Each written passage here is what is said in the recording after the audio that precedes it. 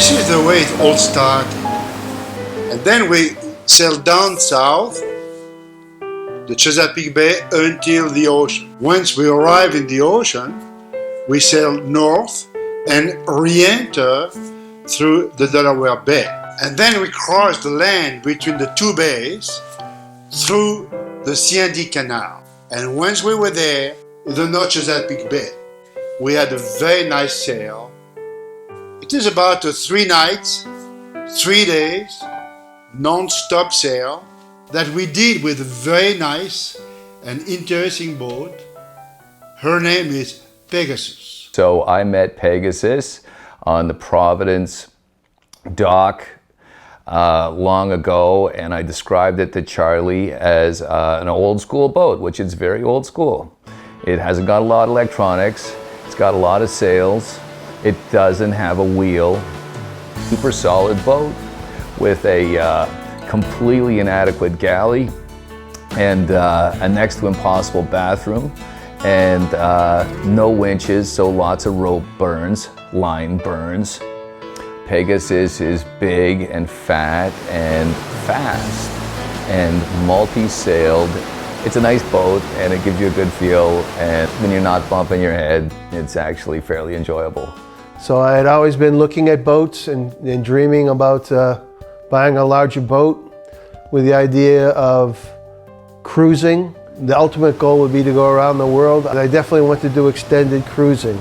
I decided not to go with a wooden boat, but I wanted something traditional. And I also wanted a boat that could be a passage maker. Go large, open distances on the ocean. I did some looking around on the internet and I found this William Atkins ketch in Howardsport, Massachusetts. Her name was Pegasus. So when I saw her at the dock, I fell in love with her, but I needed to take her out sailing to see how she sailed. And it was a great day sailing. But we were coming back into Howardsport Harbor, and right at the headlands there in Howardsport Harbor, and there was a father there and he had his son. His son was maybe, I don't know, 8 or 9 years old. And the little boy looked up at his dad and he pointed to Pegasus. He said, "Look, Dad, a pirate ship." And at that point, that sealed the deal for me. I guess I'm still a little boy at heart, but who in their right mind would not want to own a pirate ship?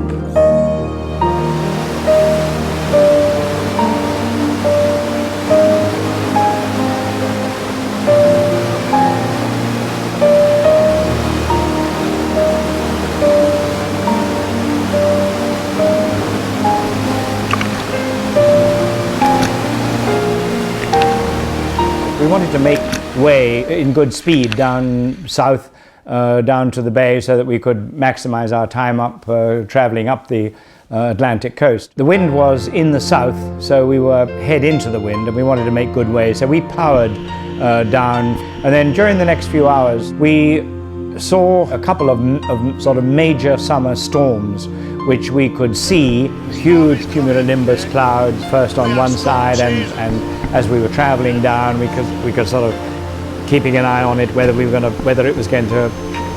to encounter it absolutely or whether it was going to pass behind us. And fortunately, with the first one we didn't hit storm because it came behind our stern of the ship. We avoided it, and then subsequently another similar storm, typical of summer storms in this region, which again we were fortunate in not actually hitting the storm but passing it, because over the last few years we've had some pretty tough experiences with these summer storms. And in fact, the Delaware Bay, and to some extent the Chesapeake Bay, are notorious for these extremely local and very, very strong storms which build up very quickly and are very local in extent, but with very, very strong winds associated with them. And it was only 2 years ago when we were in the Delaware Bay, the Delaware River, in flight time in the Hunter 32.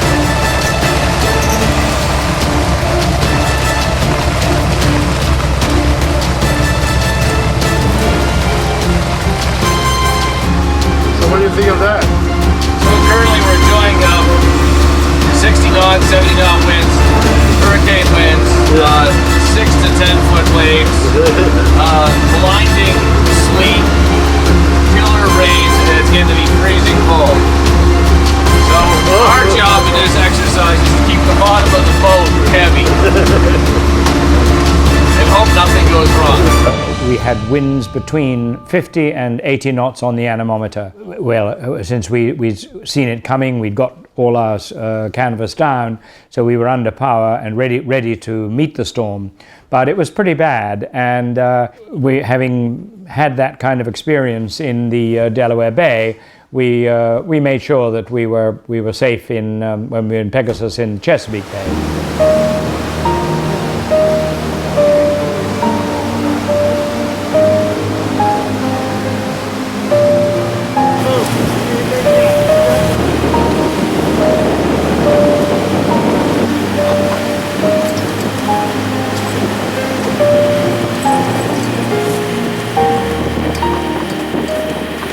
Pegasus has a jib, a staysail, a main, a topsail. It's a gaff rig main, so a topsail, although we never rigged the topsail, but it's fitted for a topsail and a mizzen, so two masts, and so we were sailing under jib, staysail, main and mizzen.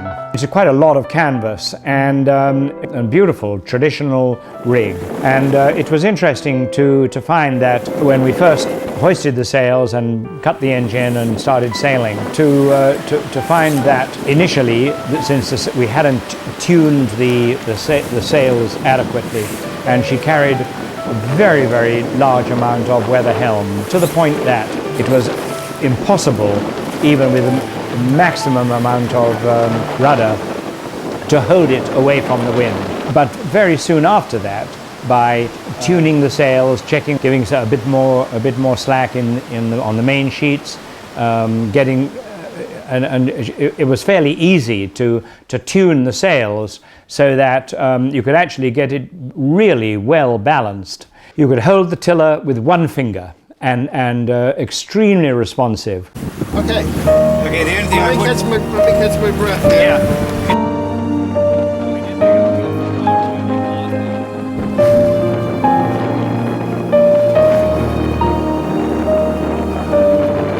Pegasus is modeled after a William Atkins design, which was called a Little Ranger. William Atkins did a lot of traditional boat designs in the 1930s and 1940s. Pegasus has a canoe stern, which makes her very, very seaworthy. She has a gaff rig, which is very low aspect. Her masts are not very tall, and so makes her able to handle very, very high wind, not heel over. She's 43 feet on deck. There aren't a lot of boats around that are big and heavy like Pegasus that still have a tiller. I feel that having the tiller keeps Pegasus traditional, and I really think it gives you the feeling of sailing. Pegasus is not a push-button boat. Everything on there is done manually. It takes two to sail Pegasus. It takes two people who know what they're doing to sail Pegasus. We're working on 4-hour shifts, and we end up having a beautiful, beautiful sail right until about an hour after Charlie and Bryan go down for their 4 hours of napping. Bruce and I have about another hour of decent sailing, and then there's no wind, and then we make the fateful decision to start the motor, which is not what you're supposed to do. So the sailing gods were on our side because the motor wouldn't start. So, we didn't really have a lot of choice in the matter. And when it's the middle of the night and you're in the middle of water and you're on the first of a 4-day cruise, it's not the most ideal situation. So there we were, 15 miles or so offshore, with the engine completely unable to start. Well, Charlie, and luckily, and I to some extent, have had quite a bit of experience over the years of fixing diesel engines that won't start. And the first thing was to look through the fuel system, Charlie was quick to identify the fact that the fuel filter was absolutely clogged solid. So dismantled the fuel system, cleaned out the fuel system, blew it through with some new diesel, vented the system without much help from the manual, I might say, which provided no assistance whatsoever. The engine started reasonably quickly thereafter, and we were able then to, and the engine worked fine.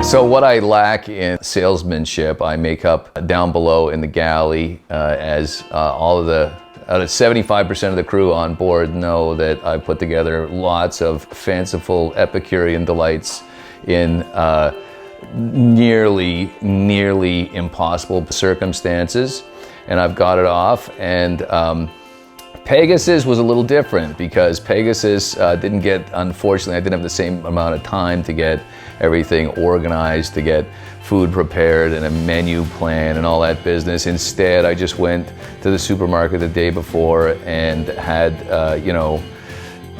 didn't do quite as good a job, but in the end, there's lots of butter, there's lots of salt, there's lots of sugar, and for some on board, there's lots of booze. So the food is always good, and the meals were always entertaining, if not quite as extravagant on other trips.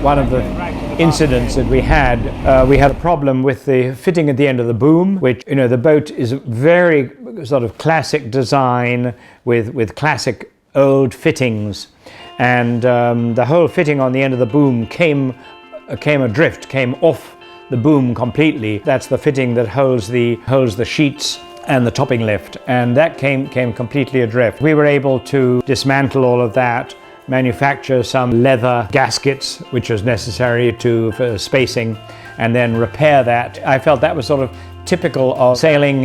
You're always waiting for the next thing to go wrong, and that was one thing we fixed. Not long after that was fixed, the jockey gear on the main gaff broke. The gear that, as you hoist the gaff up, it holds the gaff to the mast and allows the gaff to rotate. That broke. So next thing I'm doing is sitting in the cockpit, eye-splicing some pieces of suitable pieces of cordage to rebuild and remake a new jockey gear. Typical example of what sailing is about, which is solving the next technical problem that ride.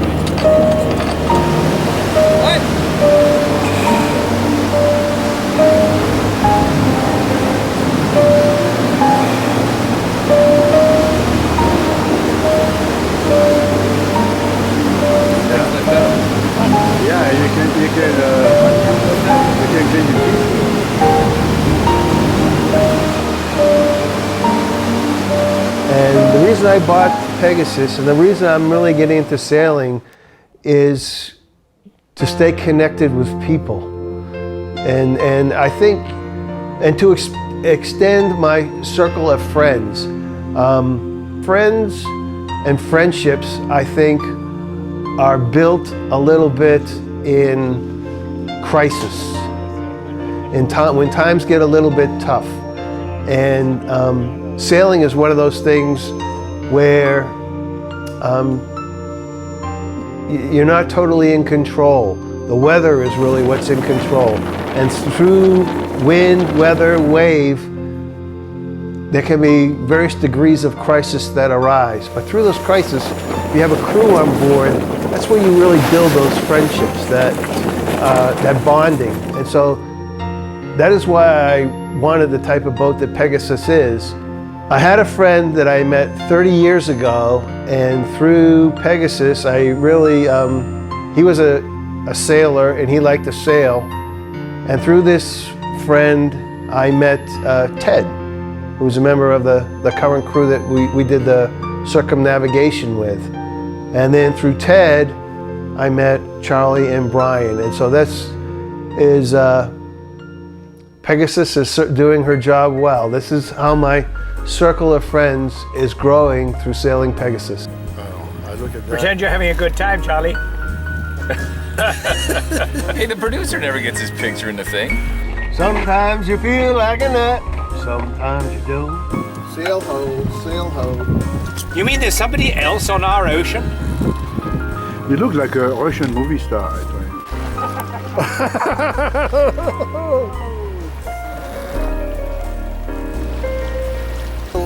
The right way, you got a Tom Cruise look about you. Is that right? My father was me hated sailing. My mother loved sailing. And I sailed a cruise when we were in the late 1940s. And we got to the mouth of the Delaware River, and you know, the one thing that wind cannot survive is fog, and all there was fog, and there was so much fog. Was at the mouth of Delaware Bay. It was early in the morning, it was past midnight. We had been sailing along and things were going very well. Two of the crew were down in their bunks sleeping as they were going to come on watch at 3 o'clock in the morning. And Ted and I were up on deck, and all of a sudden we got in fog, and we got in very, very thick fog. At that point I had Ted man the helm, and I went on the forward deck as a watchman, lookout.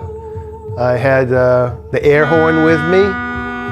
The fog is so thick, maybe our visibility is 50 feet, 100 feet at most.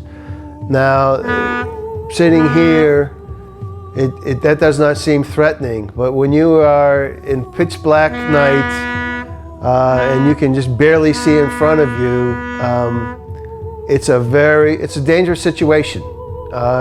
You're depending on somebody else's radar on one of these large ships seeing you and then taking evasive action to avoid running you over. A lot of these big ships there may be one person up in the wheelhouse. He may be distracted. Pegasus, though she seems big for us at 43 feet, is not big. It's just a little blip on the radar screen. And so we throttle back the engine. We've got the engine running low so we can maybe hear an oncoming vessel before it runs us over. We immediately, because it was so foggy, even though we have a GPS, you never know when the GPS will fail. So I had Ted, we headed right for a buoy, and then we were navigating buoy to buoy. And we were way over to the south side of the channel, once again trying to diminish the possibility of a commercial ship running us over, because we're right on the edge of the channel.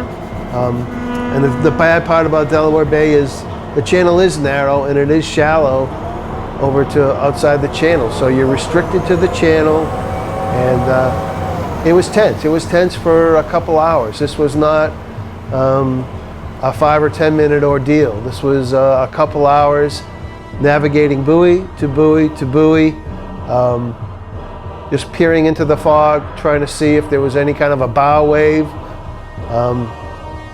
And so Ted and I were friends before those couple hours, but I'd like to believe we're much closer friends after those 2 hours.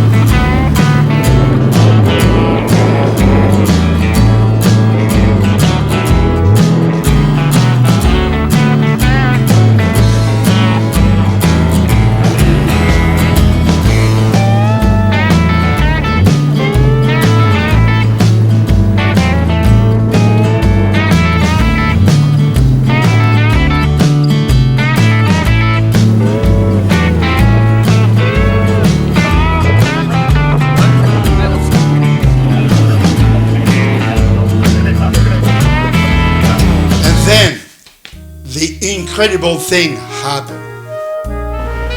Instead of going home for the night, we decided to anchor on the eastern shore to enjoy Pegasus another night, and also take the next morning as an opportunity for a nice sailing in the Chesapeake Bay.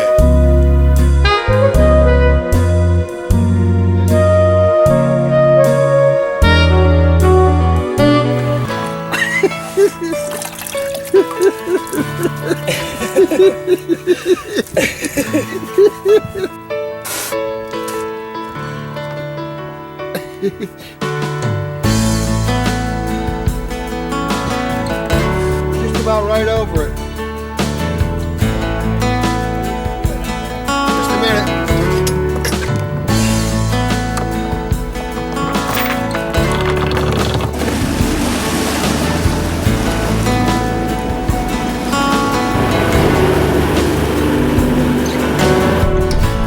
Dying days of summer, traffic bumper to bumper.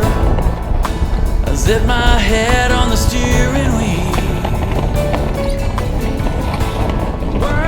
We essentially tacked down from once you get past Pooley's Island, and we had a wonderful sail beating down with a nice, I don't remember now, probably 15 knots or so of wind, beating down the bay, and again I found her really very responsive and very, very fine boat to sail.